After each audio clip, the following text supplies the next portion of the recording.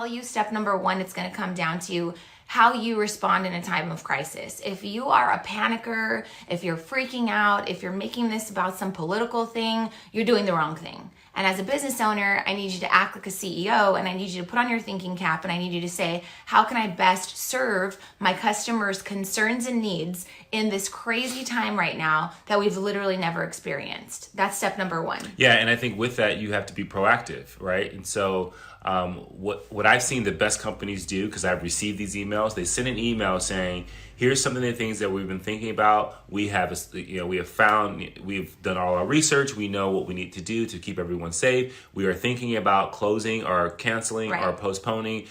You may be thinking, okay, I have this amount of orders in the late part of April going into May. I need to reach out. So you should be thinking, I need to reach out to these customers and say, okay, I understand that there's maybe changes in your celebration. Here are some of the options that we can work with so that we make sure that, one, you get something. Because here's the thing, people are going to still have a birthday. Right. People are still going to have something, but they may not have a party. They'll just have their immediate family gather. So what's your alternative? What are you setting up for them? So the recommendation that we're offering, so I hope you got that. Step number one, control your damn self. Be calm, figure out how to be the CEO. Step number two, you need to be preparing and coming up with an action plan for how to be proactive. Okay, that's step number two. So how to be proactive would be coming up with solutions and inspiring your customers to still continue to patronize your business.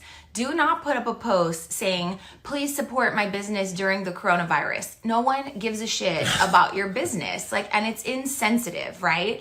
But if you said, like I posted today, hey, kids still need to blow out candles and celebrate their birthday. Maybe you're not going to get the jumper and the face painter. Maybe you're not going to rent the hall, and maybe you're not going to have 100 kids running around because that is unsafe. I don't advise that.